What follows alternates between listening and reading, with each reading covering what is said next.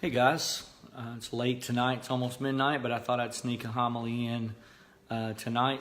Was out of pocket, had a great dinner tonight with some former Solomon's Porch folks who relocated to a little further south in Tennessee, and we love them so much. So a special thanks to the Willis family for hosting the Max tonight.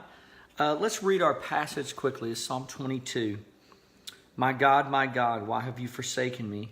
Why are you so far from saving me from the words of my groaning? That's a very powerful passage. A lot of people think that Jesus was quoting Psalm 22, verse 1 when he was on the cross. But it's actually totally the opposite. If you think of the Psalms, and I've given this example before if you know me, a lot of the Psalms are, you can think of an AM radio. When I was a kid, we had like this little dial you had to turn on the radio in your car, and you could flip across a radio dial, and every now and then you'd pick up something on the AM dial, and it would be like from another state, and then just a wisp of it, and it would be gone. No matter how hard you tried, you couldn't find it again. The psalmist, he's speaking from his own experience, but every now and then it's like he's on the AM dial, and he hits a little bit, and he gets a channel from heaven. He gets a little bit of the future. David was a seer or a prophet. When he says, my God, why have you forsaken me? It's not Jesus quoting David. It's David quoting Jesus, which made me think about how, as I think about reconciliation, what we really look forward to, what we really consider, or what's occurred in our life if you're a believer by faith.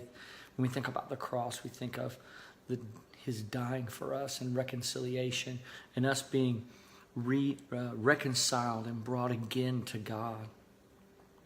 But in order for that to happen to us, this had to happen to him first. He had to feel, my God, why have you forsaken me?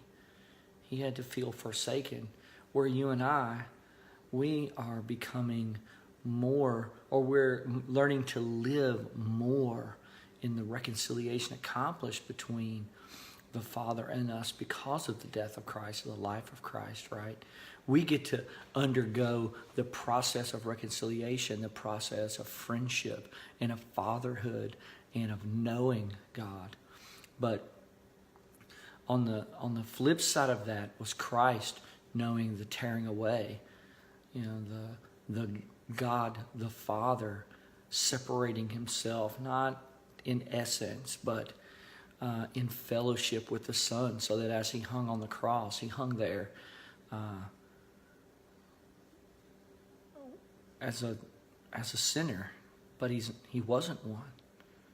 My God, why have you forsaken me? That was the feeling of the soul of the Son of God as he hung on the cross, forsaken. He felt forsaken. He became forsaken. He experienced being forsaken so that we could experience being reconciled to the Father. Thanks be unto Christ that he was willing to love us in such a way and give himself to us in that way. So, as we close out on this Thursday evening, I look forward to seeing you all tomorrow night, 7 to 8, for our Good Friday service, taking the Lord's table together, going out in silence, recognizing the death of Christ, looking forward to meeting on Sunday and focusing really on his resurrection in our song, in our reading, and in our preaching in some cases as well. May the Lord richly bless you all. Good night.